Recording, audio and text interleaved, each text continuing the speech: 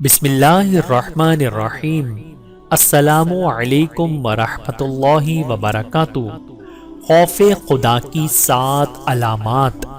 7 باتوں میں اللہ تعالیٰ کے خوف کا پتہ چل جاتا ہے۔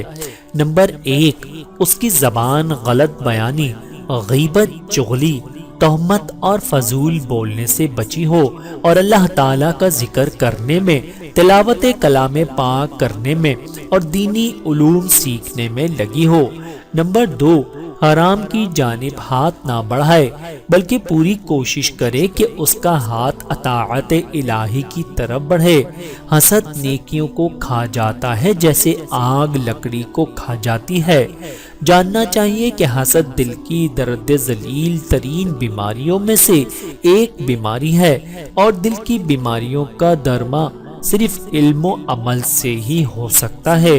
نمبر 3، اس کی نظر حرام کھانے پینے سے اور حرام لباس وغیرہ سے محفوظ رہے اور دنیا کی طرف لالچ کی نظر سے نہ دیکھے بلکہ صرف عبرت پکڑنے کے لیے اس کی طرف دیکھے اور حرام پر تو کبھی اس کی نگاہ بھی نہ پڑے، جیسا کہ نبی کریم صلی اللہ علیہ وآلہ وسلم نے فرمایا، جس نے اپنی آنکھ حرام سے بھری اللہ تعالیٰ روز قیامت اس کی آنکھ کو آگ سے بھر دے گا۔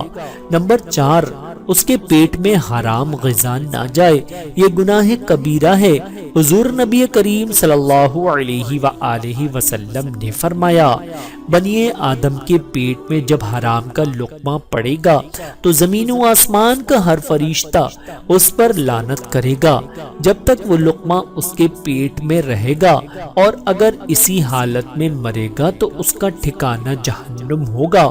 نمبر 5، اس کے دل سے عداوت، بہتان اور مسلمان بھائیوں کا حسد نکل جائے، کیونکہ حسد نیکیوں کو چاٹ جاتا ہے، جیسا کہ فرمان نبوی صلی اللہ علیہ وآلہ وسلم ہے۔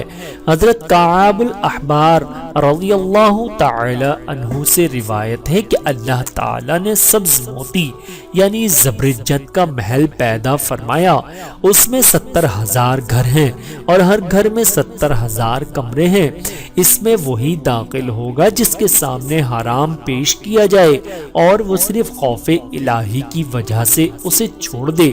نمبر 6، اس کا قدم اللہ تعالیٰ کی نافرمانی میں نہ چلے بلکہ صرف اس کی اطاعت و خوشنودی میں رہے، عالموں اور نیکوں کی طرح حرکت کرے۔